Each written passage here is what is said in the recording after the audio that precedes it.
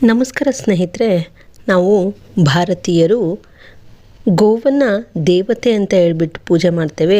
ಈ ಗೋವುಗಳಲ್ಲಿ ಮುಕ್ಕೋಟಿ ದೇವರು ನೆಲೆಸಿರ್ತಾನೆ ಅನ್ನುವಂತಹ ನಂಬಿಕೆ ಇದೆ. ಹಾಗೆ ಗೋವುಗಳು 33 ಕೋಟಿ ದೇವತೆಯ ಬೀಡು ಅಂತ ಹೇಳ್ತೀವಿ. ಹಾಗಿದ್ರೆ ಯಾವೆಲ್ಲ ದೇವತೆಗಳು ಗೋವಿನಲ್ಲಿ ನೆಲೆಸಿರ್ತವೆ ಅಂದರೆ, ಗೋವಿನ ಬೆನ್ನಲ್ಲಿ ಬ್ರಹ್ಮ ಇರ್ತಾನಂತೆ, ಕೊರಳಿನಲ್ಲಿ ವಿಷ್ಣು, ಮುಖದಲ್ಲಿ ರುದ್ರ, ರೋಮಗಳಲ್ಲಿ ಮಹಾಋಷಿಗಳು, ಬಾಲದಲ್ಲಿ ನಾಗದೇವ, ಗೊರಸುಗಳಲ್ಲಿ ಕುಲಪರ್ವತಗಳು, ಹಾಗೆ ಮೂತ್ರದಲ್ಲಿ ಗಂಗೆ, ಕಣ್ಣುಗಳಲ್ಲಿ ಸೂರ್ಯಚಂದ್ರರು, ಕೆಚ್ಚಲಿನಲ್ಲಿ 4 ವೇದಗಳು, ಹಣೆಯ ತುದಿಯಲ್ಲಿ ಪಾರ್ವತೀದೇವಿ ನೆಲೆಸಿರ್ತಾಳಂತೆ, ನಾಲಗೆಯಲ್ಲಿ ವರುಣದೇವ, ತುಟಿಗಳಲ್ಲಿ ಸಂಧ್ಯಾದೇವತೆ, ಹೃದಯದಲ್ಲಿ ಸಾಧ್ಯ ದೇವತೆ, ತೊಡೆಯಲ್ಲಿ ಧರ್ಮದೇವತೆ, ಗೋವಿನ ಹೂಂಕಾರದಲ್ಲಿ ಸರಸ್ವತಿ, ಹಾಗೆ 2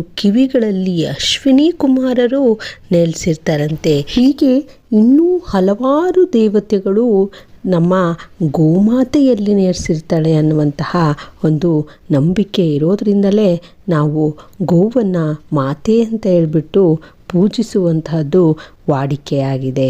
ಧನ್ಯವಾದಗಳು.